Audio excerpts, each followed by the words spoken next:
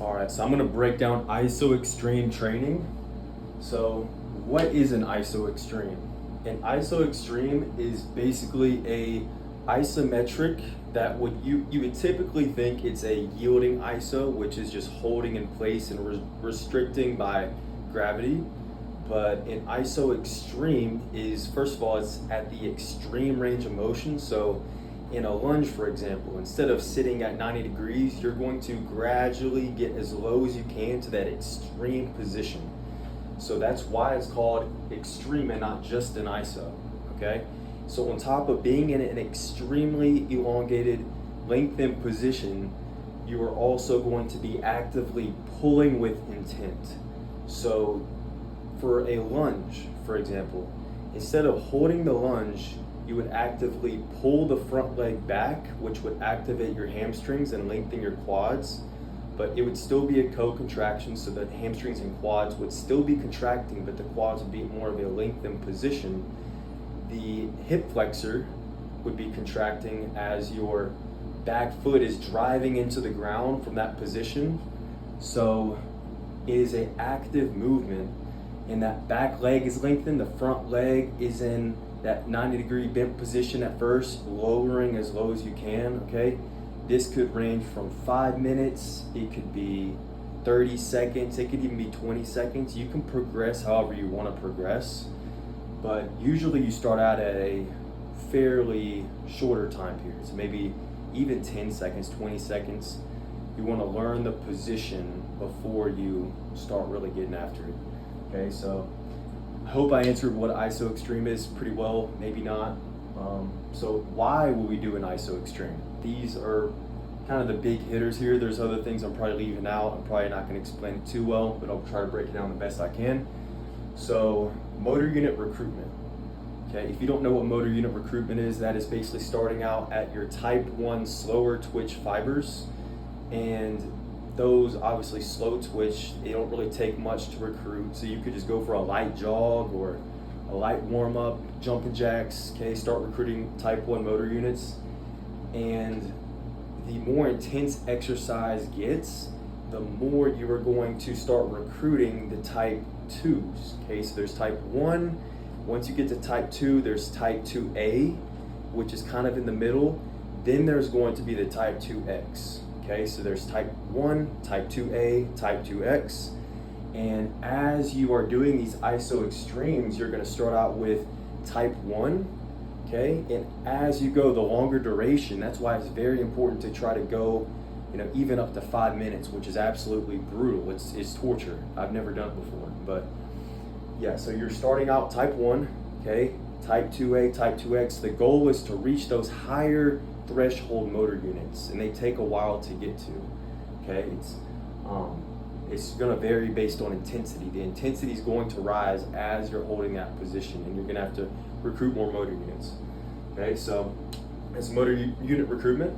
Now there's intermuscular coordination at the joint angle. So basically, I'll keep it simple. This is probably just very vague way to explain this, but it's the firing of all the muscles surrounding that joint angle in like more synchronization, so they're firing together, okay? So that's another benefit of ISO extremes.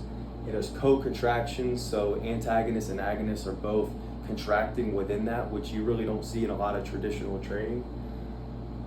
You get the position with fatigue, so it's hard to maintain that same position for minutes, 5 minutes, even just 30 seconds for some people. So that's another benefit, because in sport, okay, there's plenty of times where you're under fatigue and it's fourth quarter, you're tired. Can you under fatigue maintain position? Okay, and there's a bunch of different positions you can do for ISO extremes, but that goal is to always start in good position, okay? And as you're doing that ISO extreme, you're slowly getting into position without getting out, okay? You don't want to get out and then get back in. You want to constantly stay in position the entire time, okay? And that could look like a push-up, okay? A push-up ISO extreme, you're starting maybe somewhat 90 degrees.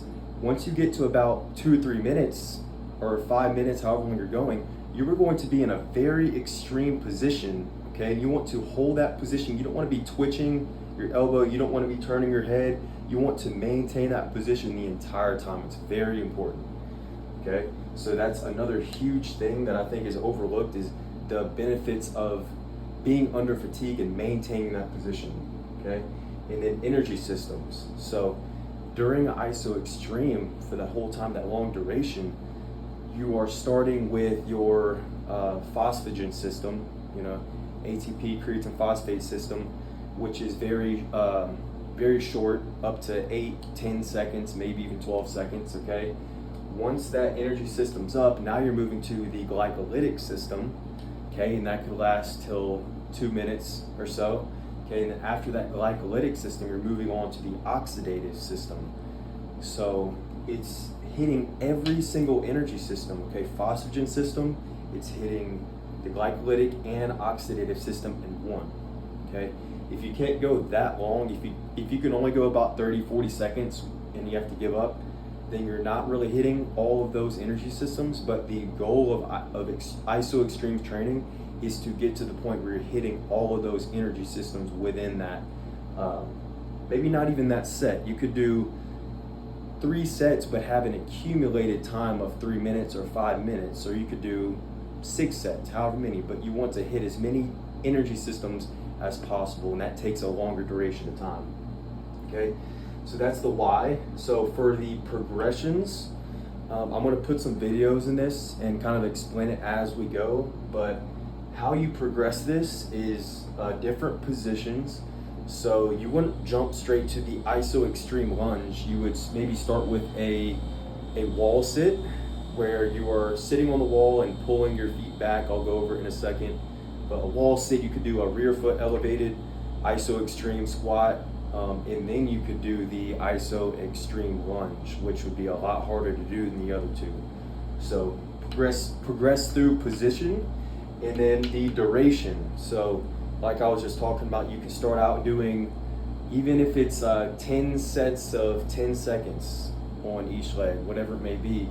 And then over time, and you could just add 5 seconds per week, 10 seconds per week, just progress as you go and constantly try to chase a higher duration of time. But it is perfectly fine to start out with a lower time, okay? Because you don't want to be jumping the gun and going 3 minutes and then your position's horrible, you're twitching, you're moving around, it's not good quality. So you want to make sure that the duration is quality and not just focus only on the quantity, because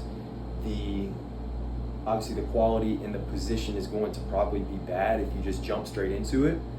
Some people may be able to jump into it and do great, but I can't. I think the longest I've ever gotten is maybe like 2 minutes, 2.5 minutes possibly. I think 2 minutes is the best I've gotten. It's tough. Usually I go about 1:30. But yeah, that's all I have here. I'm gonna put a couple videos of different progressions for the ISO lunge.